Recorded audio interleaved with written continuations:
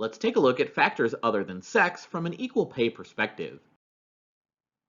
As in other discrimination cases, a prima facie case suggests that pay discrimination might have occurred but does not resolve the matter. The employer in Equal Pay Act cases can justify the differential in pay as being due to a seniority system, a merit pay system, a piece rate system, or any other factor than sex. Factors other than sex might justify pay differentials for equal work, including differences in educational attainment, experience levels or training, shift premiums, and different rates for full and part-time workers. Some justifications raise more questions than others. For example, to the extent that women receive lower pay in the labor market, using prior salary level as a basis for others tends to perpetuate this problem. Some courts maintain that any other factor than sex will suffice to defend a pay discrimination claim, even factors that lack any apparent business rationale. Under this view, basing pay on prior salary level is lawful despite its potential discriminatory effect, unless the plaintiff can show that the prior salary was in fact the product of sex discrimination. More often, courts have held that employers bear the burden under the Equal Pay Act of proving that a factor other than sex serves a legitimate business purpose.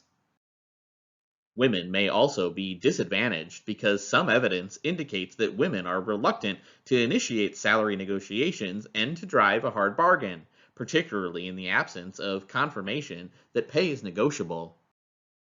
The claim that a particular employee was paid more because he demanded a higher rate of pay in negotiations with the employer could easily serve as a pretext for discriminatory pay decisions. Employers justifying differential pay on the basis of individual salary negotiations should be able to point out abilities or experience that justify acceptance of demands for higher pay. Differences in the revenues or profits accounted for by positions have also been advanced as a factor other than sex, or as a basis for finding unequal work. Employers making this claim should ensure that the more lucrative positions are open to both male and female employees, and that the differential profitability in itself is not a product of discrimination. In short, employers should be prepared to account for pay decisions, particularly when males and females performing similar jobs in the same workplace are paid differently. Defending pay decisions is much easier if employees establish and consistently apply specific job-related criteria for making those decisions.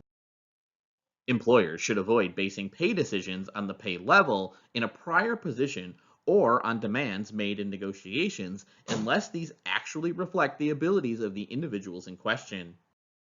Finally, if pay discrimination exists, it must be remedied by raising the pay of the lower paid individual.